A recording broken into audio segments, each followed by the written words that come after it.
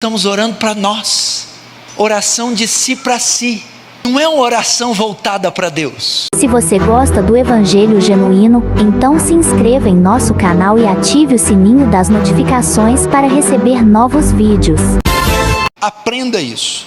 Somente orar, somente insistir e perseverar não é suficiente para que você seja atendido ou para que Deus aceite, mas você também deve saber como orar, e orar com a atitude correta do coração.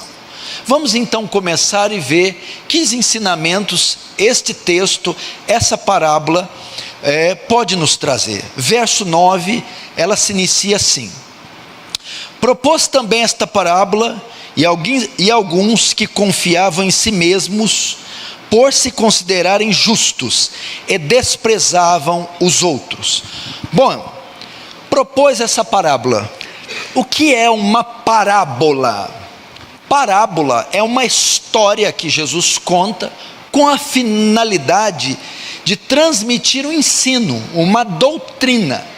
Ele quer ensinar um princípio, uma doutrina aos seus discípulos, ao povo judeu. E ele vai fazer isso através de uma parábola, de uma metáfora, de uma história, de uma alegoria, para então transmitir este ensino. E aqui ele quer ensinar a eles como orar corretamente, e vai fazer através de uma história, uma parábola. Propôs também essa parábola a alguns que confiavam em si mesmos, por se considerar justo, e desprezavam os outros. Propôs essa parábola a quem? Provavelmente Jesus está se referindo aqui aos fariseus. Essa parábola, ela vai falar muito, a primeira parte, que é que eu vou tratar, dos religiosos da época, dos fariseus, os homens considerados autoridades religiosas e os homens mais santos. E como eram esses homens? Eles confiavam em si mesmos, se consideravam justos e desprezavam os outros. São as características dos fariseus. Eles são hipócritas, confiavam em si mesmos. Eles eram legalistas, se consideravam justos aos seus próprios olhos. E por que legalistas? É aqueles que eram justificados por observar a lei, confiavam na sua performance de cumprir a lei, e eram também orgulhosos, porque desprezavam os outros. Então a parábola é dirigida para esse tipo de pessoa: hipócritas, legalistas e orgulhosos. Esse tipo de gente, nós temos que aprender duas coisas. Primeiro, eles estão na igreja, eles congregam conosco, eles convivem conosco. Eles são hipócritas, confiam em si mesmos, são uma coisa na sua frente, mas nos bastidores eles praticam exatamente o contrário do que afirmam praticar.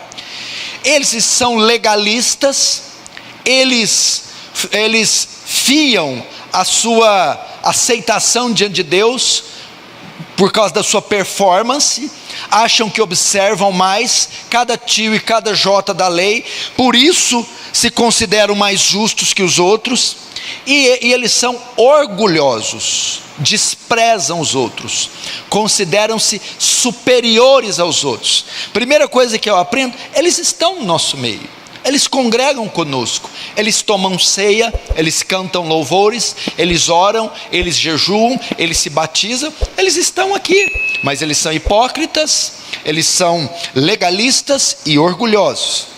Segunda coisa que eu aprendo aqui: primeiro, eles estão no nosso meio. Segundo, muitos de nós podemos ter uma conduta de fariseus. Às vezes nós também somos legalistas, hipócritas e orgulhosos. Muitas vezes caímos na mesma postura. Muitas vezes vivemos períodos da nossa vida como os fariseus. Nós queremos ser melhores que os outros, nos consideramos melhores que os outros, orgulho religioso, por isso desprezamos aqueles que não atendem nosso padrão, aqueles que não conseguem andar da nossa maneira. Muitas vezes somos legalistas, achamos que vamos ser justificados, que oramos 5 minutos, 30 segundos mais que o outro, que jejuamos 2 horas mais que o outro, mais alimentos que o outro, e a gente vem nos cultos mais que os outros. E muitas vezes somos hipócritas. Nós professamos a nossa fé diante dos homens, mas dentro de casa a coisa está bem feia. E Jesus começa a dirigir essa parábola para esse tipo de gente.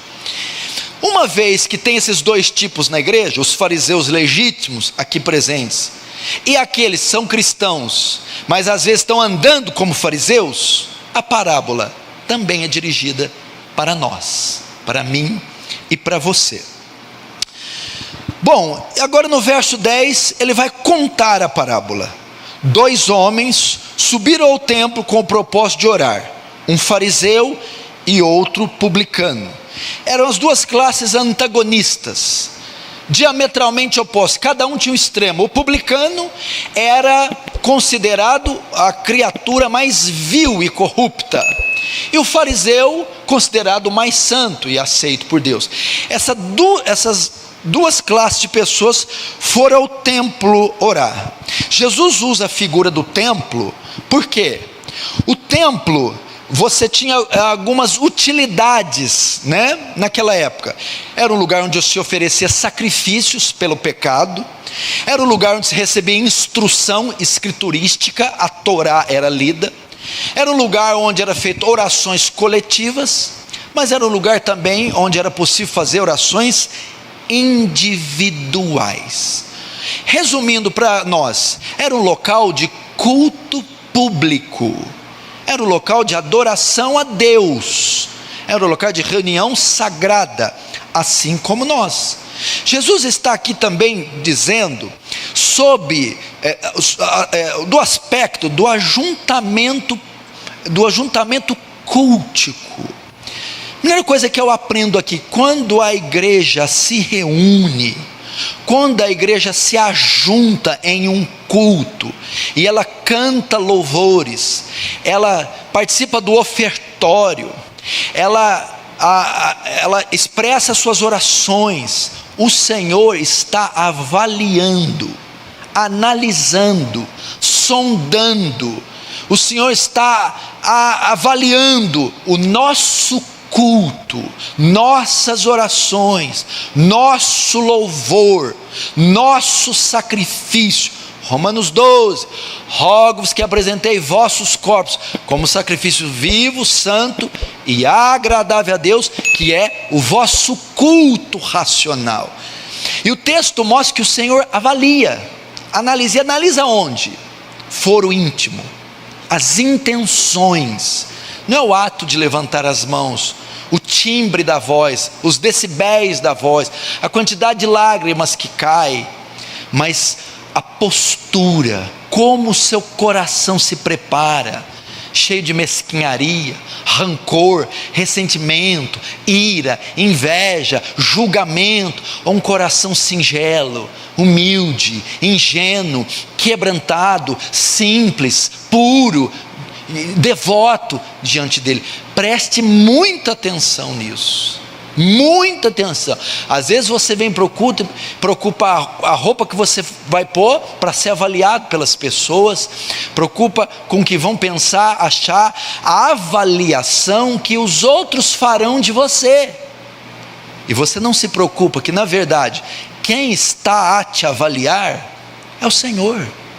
Os olhos dele estão sobre toda a terra, contemplando os bons e os maus, nada está oculto diante dele, todas as coisas estão nuas e patentes diante daquele que temos que tratar. Então a figura é o templo, 2 homens estão lá orando. Agora vamos analisar a oração do primeiro. Estou pregando sobre a oração que Deus aceita, a oração que é respondida, e nós vamos ficar hoje só no fariseu, vai ser um culto bem fariseu, destinado aos fariseus, em memória dos fariseus, mencionando os fariseus. Vamos analisar então o tipo de oração que regularmente fazemos, mas que não podemos fazer. Um tipo de oração que invariavelmente fazemos, mas que não devemos fazer. Verso 11: o fariseu, posto em pé, orava de si para si mesmo. Até aí.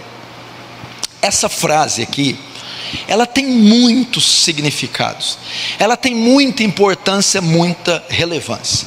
O Senhor, contando a parábola, Ele está falando sobre oração, e Ele vinha falando lá da parábola desde o juiz iníquo, e Ele vai mostrar o erro que podemos incorrer ao orar, e o tipo de oração que para Ele é uma abominação, e que muitas vezes fazemos, o tipo de oração que não é aceita por Ele. E para ilustrar isso, para mostrar isso, ele vai usar a figura do fariseu, uma autoridade, uma figura religiosa respeitadíssima da época. E ele começa a contar: o fariseu de pé orava de si para si. Vamos ver algumas versões desse versículo sem entender o que Jesus está querendo dizer. Há algumas versões que dizem: o fariseu em pé orava. Outras dizem: o fariseu orava consigo mesmo.